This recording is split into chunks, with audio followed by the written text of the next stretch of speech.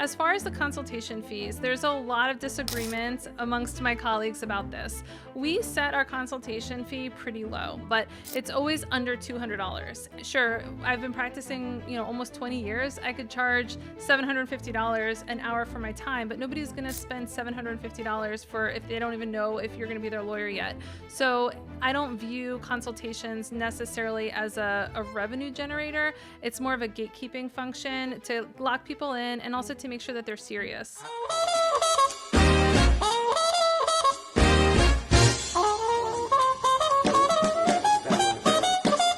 Hey y'all, Tara Lee live from Miami Beach at NTL. This is Hot Docket Live.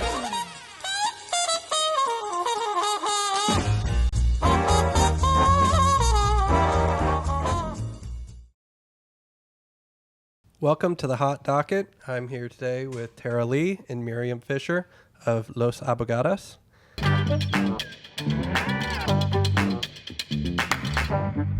And we're excited to talk about immigration. Do you want to give us your background on your journey to becoming an attorney?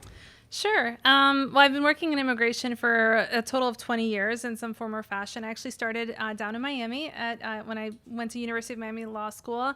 I moved up to Virginia 17 years ago and started practicing. I did different types of practice areas, criminal, family, but I'm bilingual. And back then there weren't a ton of Spanish-speaking lawyers in Richmond. So that really kind of helped me grow my practice quickly. And I always did immigration as well. And a few years ago, I just decided to focus just on that.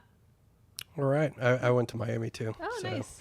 Love to hear that, especially when we had Ohio State, Florida, all these other big name schools. I'm happy to hear Miami jump up. I loved it. So obviously there's a bunch going on in immigration right now. Really? And a lot of folks, we're seeing bigger firms kind of take over. That's kind of been the theme for personal injury. And immigration, we're seeing the same thing where firms are like pushing in a lot of resources and growing really quick. But at the same time, we've also seen localized firms really lock down their markets. Can you tell us a little bit about your strategy on the marketing side and which of the perspectives you're kind of looking at right now? Yeah, absolutely. So we view ourselves as a regional law firm. We're based in Richmond, Virginia. Our focus is Virginia. We're very much community members. We're an in-office firm, which I know is really crazy these days, but our office is open full time. About 85% of our consultations are in person. And that's been really important to us. That's really authentic to us. That being said, I do think that there are lessons that more localized or regional law firms can learn from the bigger firms, as far as having operations, having systems, having bold marketing moves. I think those are all things that are underutilized sometimes by the smaller regional firms. So we try to be the best of both worlds. One of the partners at my firm said, we're a small firm run like a big firm. But part of our brand is really built on trust, being members of the community, and that's been really, really effective. After the pandemic, when everybody started going virtual, we saw a little bit of a backlash, and we were so proud of ourselves for offering this technology and client portal and Zoom meetings, and people were calling and saying, well, actually, can I still come in because I just want to see you guys, or I want to give this stuff to you in person, or I'm kind of embarrassed about this and I don't want to do it over the phone. And so we really kind of decided to stay old school, if you will. And, as far as being part of the community, that's just kind of how I came up. I started off as a criminal defense attorney, like being at the courthouse every day, running into clients on the streets. And so that's just what feels normal for me. I live in a rural area about 20 minutes from the office, and I have 3 kids in school. They ride the school bus, and one day in the beginning of this school year, I walked my kids up to the school bus pulls up, a window rolls down, and a little kid hangs out and says, "Hey, that's my mom's lawyer." And he recognized me from our picture or whatever. And that just really had such an impact on me because that's our accountability right there. That's, we're real lawyers. We're representing people in our community. We're not just a face on a billboard or on a digital ad. What do you think the big firms do well in terms of process that most smaller firms or firms that focus on being in person or being regional should do and copy? Yeah, consistency, systems, efficiency.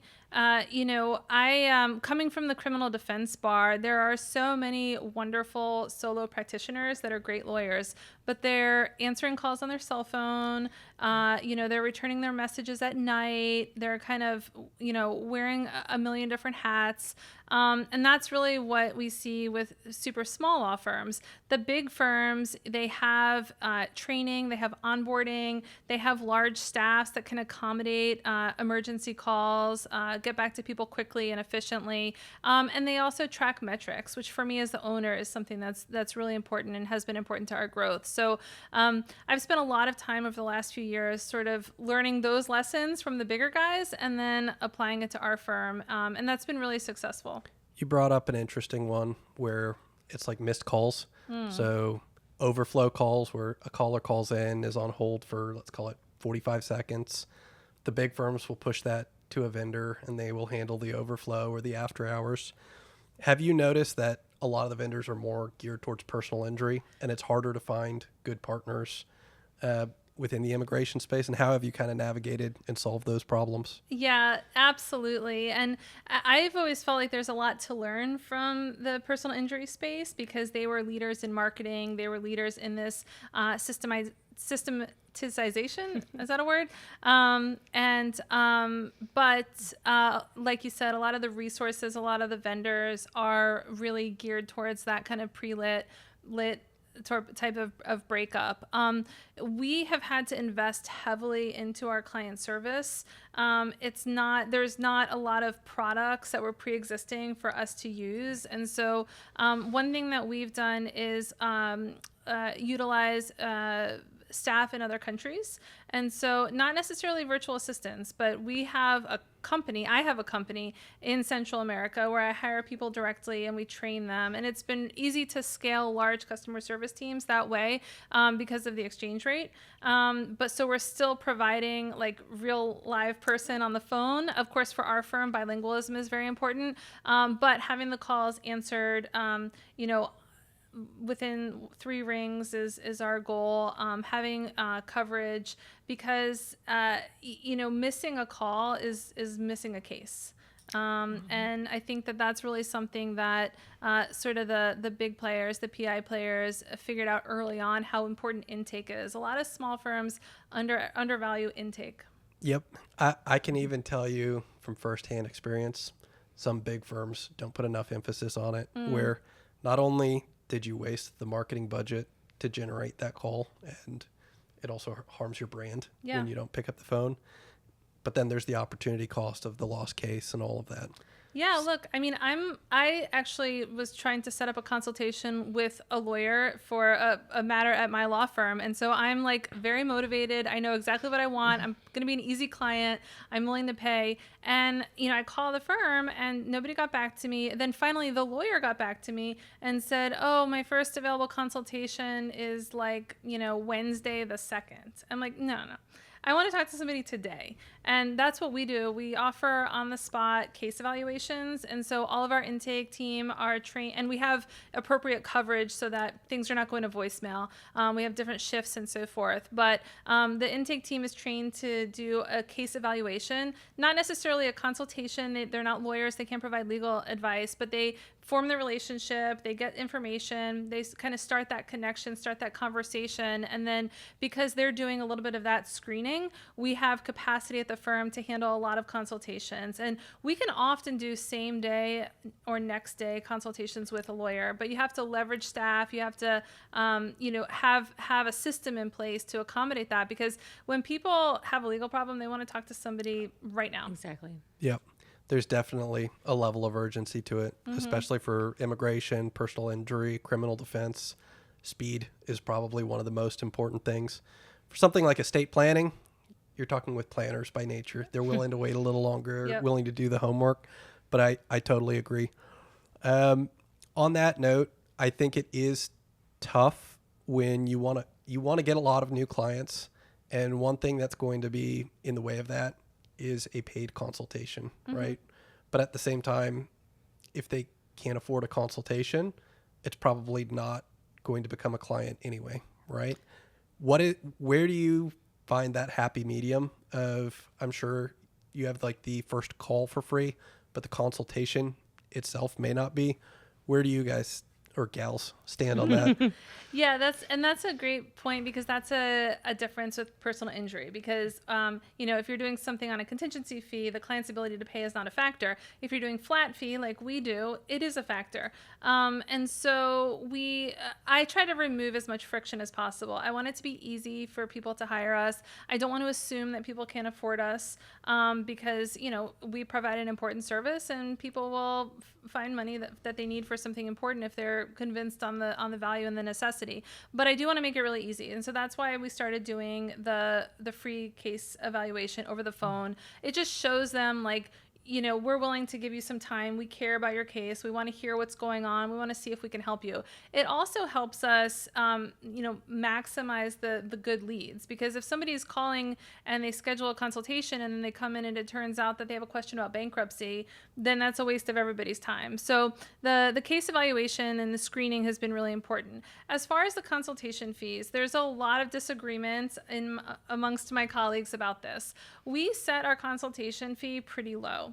We do different fees throughout the year, different promotions, if you will, but it's always under $200. And we kind of settled on that. We experimented with some different things. And what I determined was the purpose of the consultation fee is, one, to make sure they show up, so it's non-refundable, right? And, different bars have different rules about how you explain that. So we follow all those rules, of course, but it's a non-refundable consultation.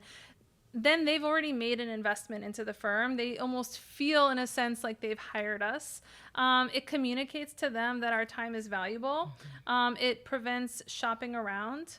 And so, those are all ways to get people in the door. At the same point, maybe, sure, I've been practicing, almost 20 years. I could charge $750 an hour for my time, but nobody's going to spend $750 if they don't even know if you're going to be their lawyer yet. So I don't view consultations necessarily as a revenue generator. It's more of a gatekeeping function to lock people in, and also to make sure that they're serious. How did you settle on the number 200 though? It's pure experimentation. I mean, Okay. we were at 100 for a while, and then we went up to 150, and we saw no change, and then we went up to 200, and people were asking why our consultation fee was so high, so we went down to 175. And then we do promotions throughout the year if we're, depending on kind of what our busy cycle is. Sometimes we'll do, like, over a holiday weekend, consultations $100. So kind of keeping it for us in that 100 to 180 range and that was just through trial and error. Okay. You recently went through a rebrand, and those experiences can be super painful, but sometimes you come out of it feeling like, wow, this made such a big difference for us. Can you walk us through that? Yeah, our rebrand was 100% organic, at least once it started, and then when we got strategic, it was super fun and it really paid off. So we were kind of your typical law firm for a long time. Arrington Law, it was just the last name and then law at the end of it, like so many lawyers do. And as I said, my own practice, I had different practice areas over time. So I did criminal defense, we did some family, we did some plaintiff side civil litigation. But once we realized, and this didn't come to me in a dream. I mean, we looked at the case numbers and the metrics and things like that, because I'm very, very big on metrics. But when we isolated the different practice areas, we realized that immigration was just a clear winner. It was our most profitable. It was the one everybody liked the most. It was our most successful. It was the easiest to scale. And so we phased out of our other practice areas. So then it's like, okay, well, we're an immigration firm now. We're not a general law firm, we're an immigration firm. We also are all bilingual or trilingual, and so just because of the demographics of our city and because of our own language abilities, the vast majority of our clients speak Spanish. And so another just thing that happens to be the case is that all of our lawyers are women. And so we just started listening to our clients, and they were all just calling us Las Abogadas. That's how they referred to our firm. They didn't call us Arrington Law. They called us Las Abogadas. And we would be out at community events, doing festivals, things like that. And people would say, oh, it's Las Abogadas. So we're like, all right, we're Las Abogadas. We tagged on RVA because we're in Richmond, Virginia. And we committed to that brand. And it's been really successful. It's simple, but it communicates who we are, what we are. And, there's other layers to it too. I mean, the fact that it's the feminine of the lawyers, our branding colors stayed the same. So it's always been teal, which just is my favorite color. So that's the color that I picked, 10 years ago when I started the firm. I was going to ask, but I like that answer. Like, I think that's the right answer sometimes, just to be different. Yep. And nope, it's my favorite color. So we did a giant study where Bobby, the co-founder, he ran a script that looked at all lawyers' websites. We had a sample size of like 10,000 websites. Can you guess what colors people chose? I want to say like red, white, and blue. Blue. Okay. It was like 80% of lawyer websites were blue. And then if it wasn't blue, it was like 15% was red. Okay. And then a very, very small amount, anyone choosing any other color. So anytime we see a brand that chose a color that's not blue or red, we're like, we love this. Yeah. I mean, I wish I was like a marketing genius, but it's just my favorite color. It always has been. So, but it does kind of work because it's like, it has that sort of women lawyer touch, but it's not hot pink. Exactly. And there's nothing wrong with that. I know that there's firms that use that, but that just wasn't really our vibe. And so we leaned into that. And then a couple years ago, we thought some of it was like a little boring. So we added a little bit of coral in there. So now there's like a little bit of coral in some of our stuff. I love it. Is there anything you want to tell us about that journey of growing your firm that's been like a huge difference? Or like the biggest thing, if you could give one piece of advice to other attorneys that are doing a similar path to you? Yeah, my biggest advice is to be authentic and to sort of have blinders on to a degree, which is something that kind of comes naturally to me. I can be a little oblivious. I'm internally motivated. So when I was building my firm, I came from the criminal defense world, and I had worked at a phenomenal criminal defense firm with lawyers that I really admired. They were very much of the old school. So there was no marketing. It was like, gentlemen's agreements, handshakes, word of mouth, no systems. All the institutional knowledge of the entire firm was like within two secretaries. And it had been working for them since, this late 60s. And a lot of my other friends, if you will, in that area were similar, like small, solo. And I looked at other areas of law. I looked at the big PI firms, the guys with the billboards, the guys with 4 offices, or the ladies with 4 offices. And I just looked at, how can I do things differently? And I got a lot of, pushback from some of my colleagues when we started social media marketing, and we do radio marketing. Why did they push back? Because that wasn't the norm. That wasn't the norm. That had a negative connotation. And now I think that a lot of other segments of the legal profession have caught up. But 10 years ago, small law firms were not really marketing the way that they are now. So, kind of drowning out the criticism a little bit. And then the second piece is really being authentic. And, we've talked about a couple of the ways that we've done that, you can't be oblivious to like market trends and what's going on. But, as I said, a lot of law firms have been successful in going virtual, and that just, that's not how I wanted to work. That's not how I don't like to meet with professionals. I don't like to do telehealth appointments. And, when I meet with my CPA and my, financial advisor and stuff, I like to go into their office. So, I just kind of stuck with what felt right to me. I think that in business, if you follow your gut and you do what you would appreciate, if you treat clients how you would appreciate being treated, that you can go a long way with that. I think there's like an important lesson to be learned on the brand side from that, where what you're doing doesn't have to appeal to everyone, and it shouldn't. Yeah. You are peeling out a layer of the market where that is way more attractive to them than the competition. Yeah. And I think you've done a very good job of it. Thank you. Yeah, we're working on it. We're going to keep going. All right. Is there anything you're working on right now that you'd want to promote? A book, a course, or anything along those lines? Well, my book is coming up on it's past the 17th, right? Yeah, we had our 3-year anniversary of my book being published. And so when I started my practice 10 years ago, I was a single mom to an infant. And my law firm job at that time wasn't really conducive to that. So that's what inspired me to start my own practice.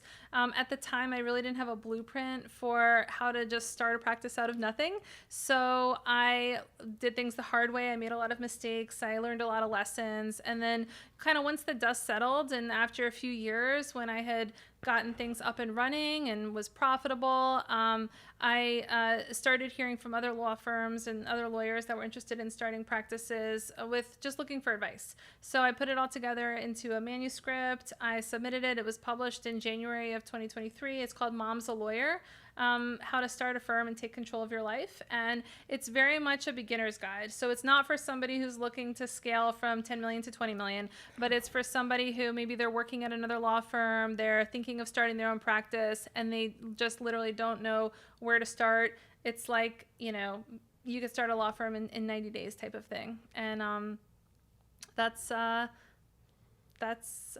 story of how my firm started. I think so many women are so scared to take that leap. Women lawyers, in particular, to do that, feeling scared. A single mom, right?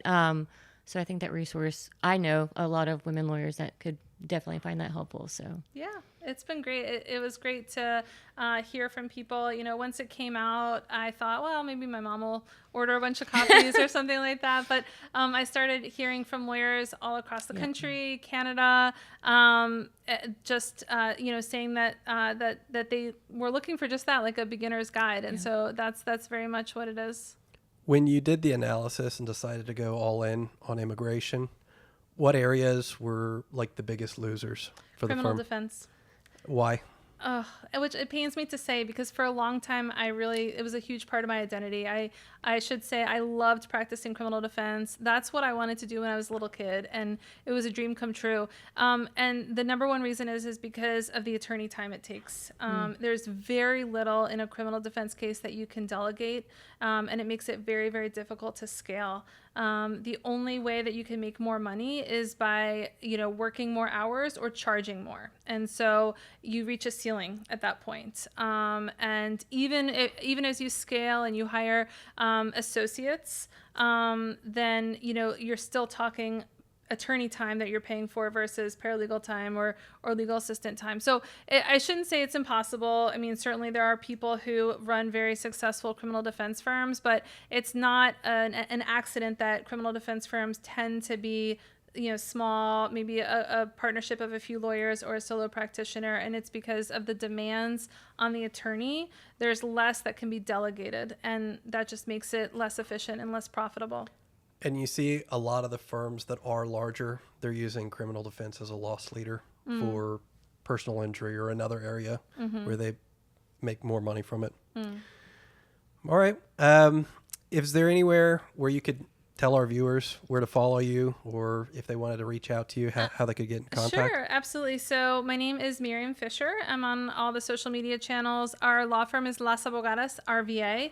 LasAbogadasRVA.com is our site, and also our social media handle. All of our social media is in English and Spanish, and so even though we serve a largely Spanish-speaking clientele, all of our information and all the content that we put out about immigration law is available in English as well. awesome. Thank you so much, Miriam. Thanks for having me. What is your favorite podcast? Hot Docket by Mean Pug. That's exactly what I wanted to hear. Thank you for watching Hot Docket live from NTL Miami.